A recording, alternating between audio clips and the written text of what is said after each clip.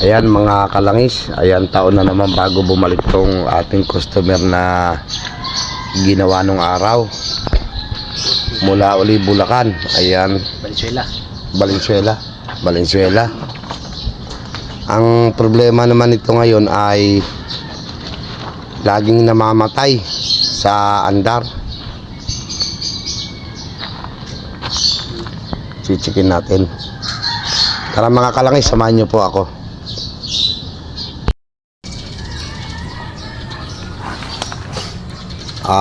Ito mga kalangis, chichikin natin. Dahil ang sakit nito ay lagi siyang namamatay, di ba? Namamatay sa andar. Titingnan muna natin yung kanyang fuel system, ano? Doon muna tayo sa fuel system.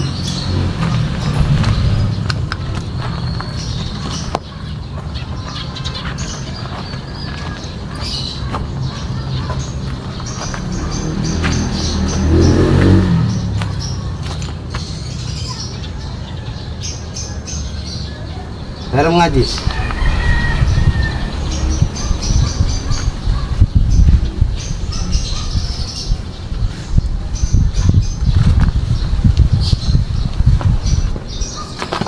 Sa unang andar ba may palyo to?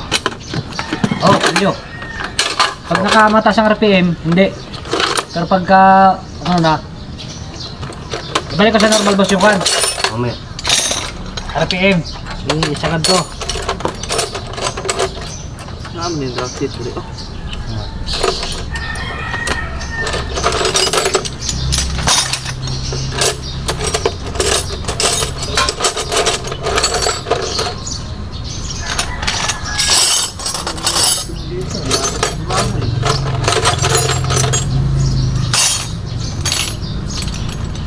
Video birthday kuha ng ilo.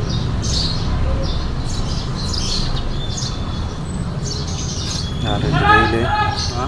Kaili, nara dito. Nara dito kaili. Ha? Nara dito kaili. Ha? Ang kaili ba nara dito? Guys, nara dito yung gamit nga rin. Ang sinibig. Ang gamit sila, no?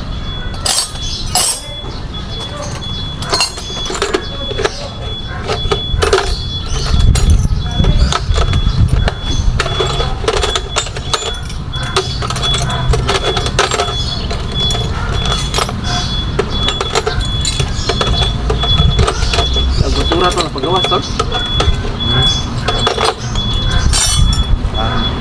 Yung mga basura na.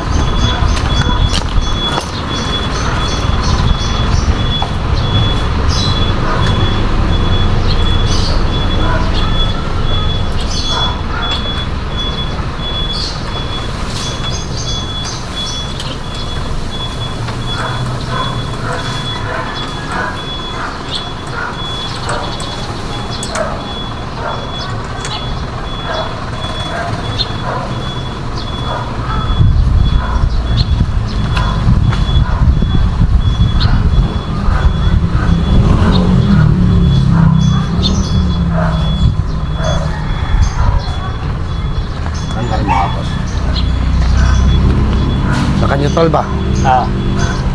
Yung minor, okay na yun, hindi ko na galawin. Ibaba mo lang. Sagad ko, yung dati. Oo. Okay.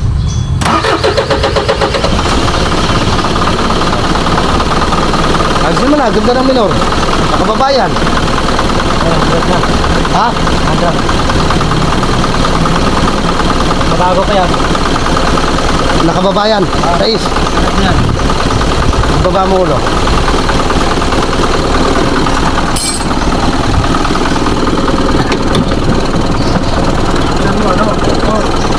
Hindi, mamaya. Yan.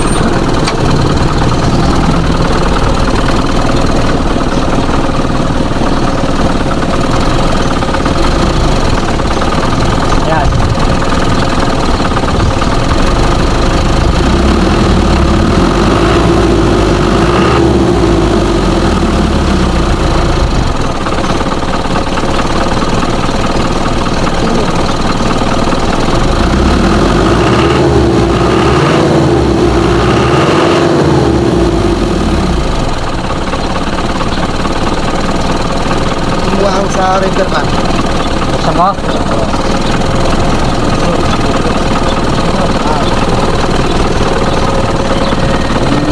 ka, ha? Patay ko. Oh.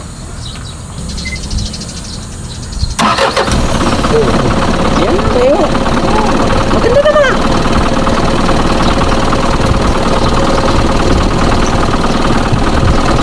Ako takot na sa'yo. Baka ikaw lang yata ang gusto pa.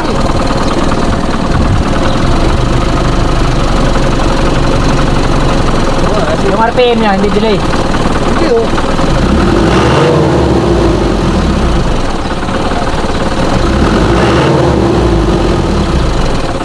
Kasi, halika, pag din mo nito, hindi naman agad, hindi pares lang di, ano yan.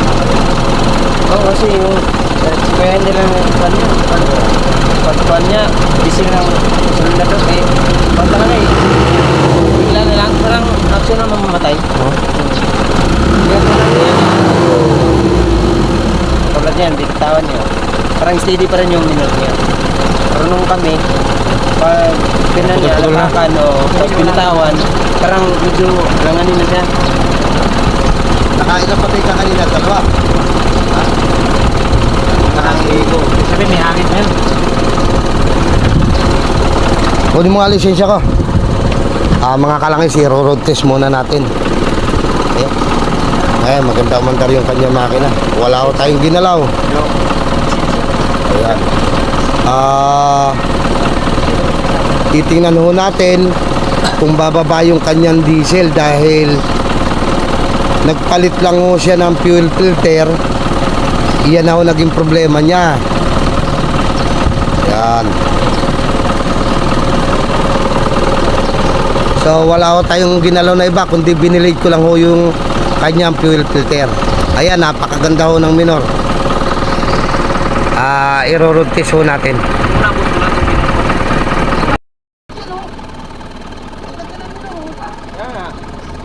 Tatlong mga kala. Bitira.